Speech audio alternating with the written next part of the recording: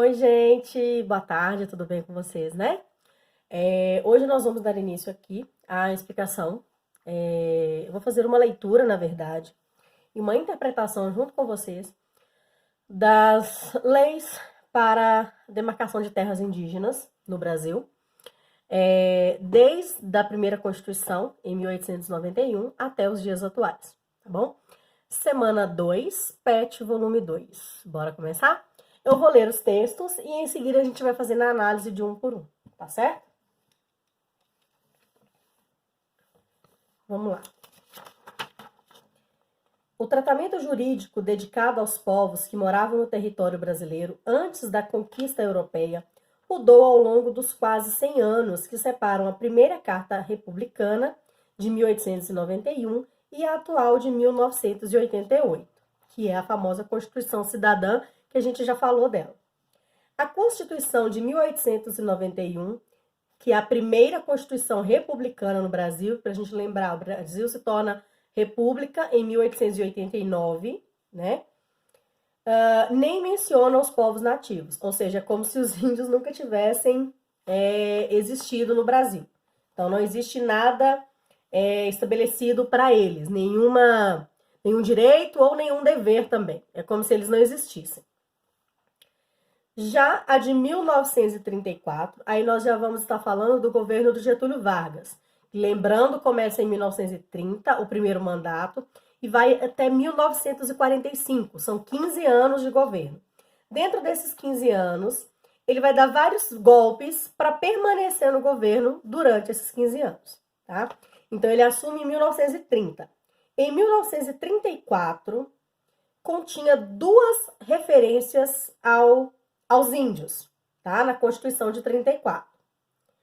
Porque lembrando que quando ele assume em caráter provisório, Getúlio Vargas.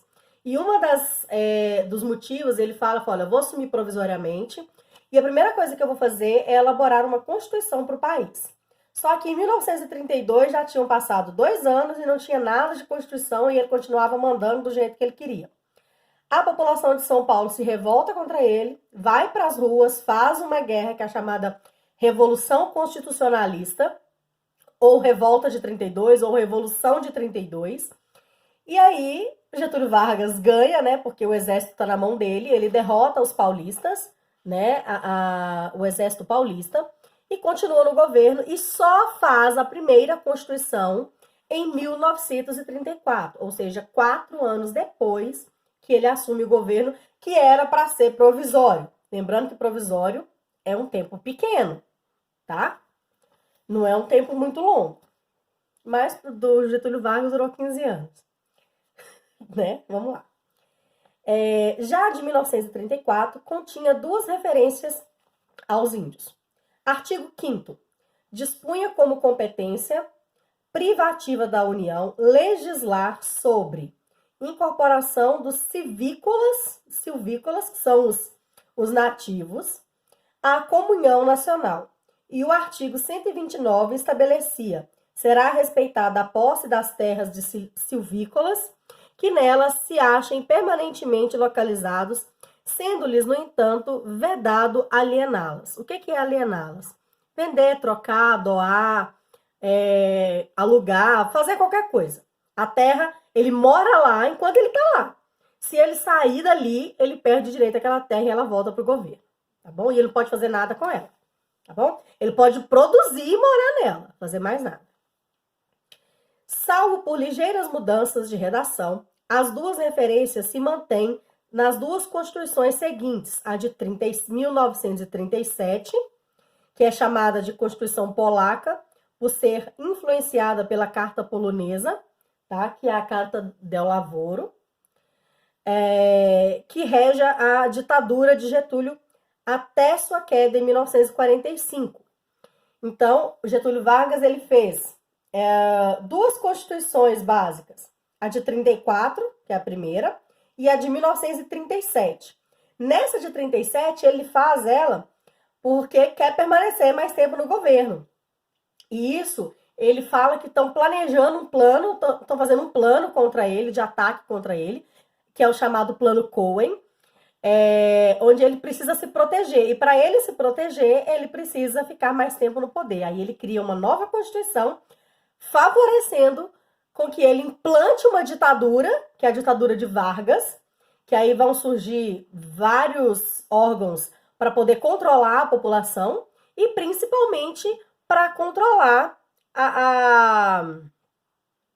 para controlar o pensamento da sociedade que queria que ele saísse, porque ele entrou para ficar provisoriamente, né? E esse provisório já tinha 7 anos. Então, em 1937, ele cria uma nova Constituição, e essa nova Constituição, nela, ele implanta a ditadura de Vargas, que é um governo extremamente autoritário, é um governo baseado nas ideias nazifascistas, né, da Itália e da Alemanha, é um governo totalmente militarizado, que não aceita opiniões contrárias, tá? Ele cria, até que ele cria o sindicato, na verdade, a carteira de trabalho, mas na verdade para controlar meio que a população, né? Ele não é de todo ruim, mas também não é de todo bom. Ele tem, assim como todo mundo, né? Pontos positivos e pontos negativos. Mas nessa Constituição de 37, ele continua com as mesmas leis, artigo 5 e artigo 129 da Constituição de 34, tá? O índio tem aquela terra que vai ser demarcada pelo governo e ele não pode fazer nada com ela a não ser produzir e morar nela.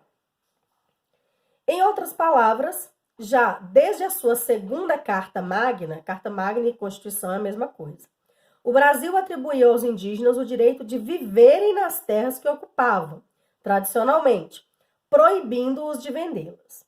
No entanto, o texto não define a quem cabia a propriedade da terra indígena, em que os índios moravam permanentemente, da qual têm a posse e não podem vender. Criavam uma lacuna jurídica sobre a propriedade. Por exemplo, no caso do grupo indígena desaparecer. O que isso quer dizer?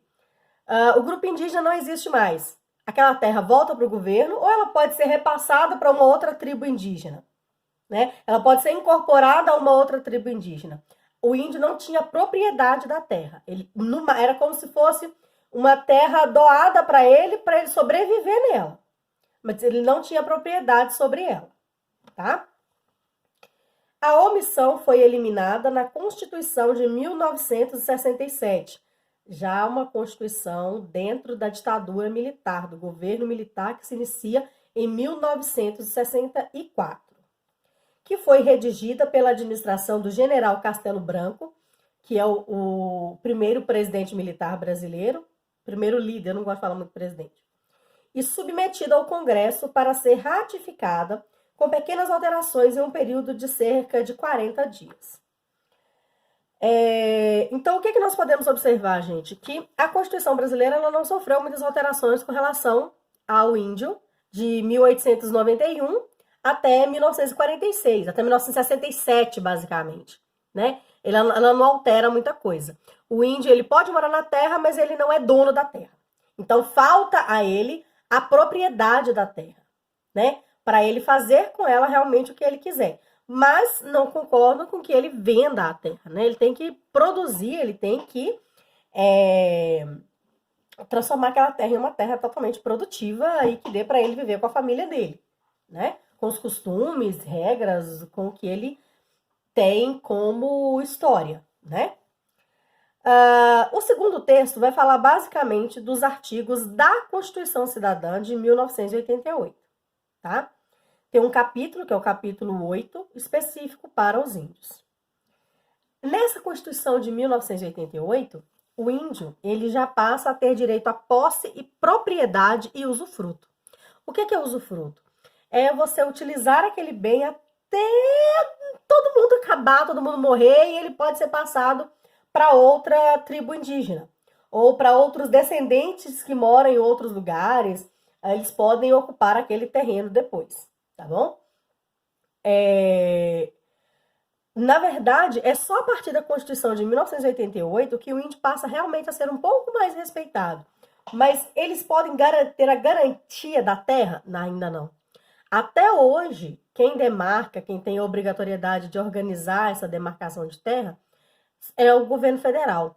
E isso, ultimamente, tem tido muitos debates com relação a isso, igual eu falei para você semana passada, porque tem algumas pessoas que são contra demarcações de terra para a área indígena e querem, na verdade, além de não demarcar novas terras, diminuir as terras que já existem demarcadas.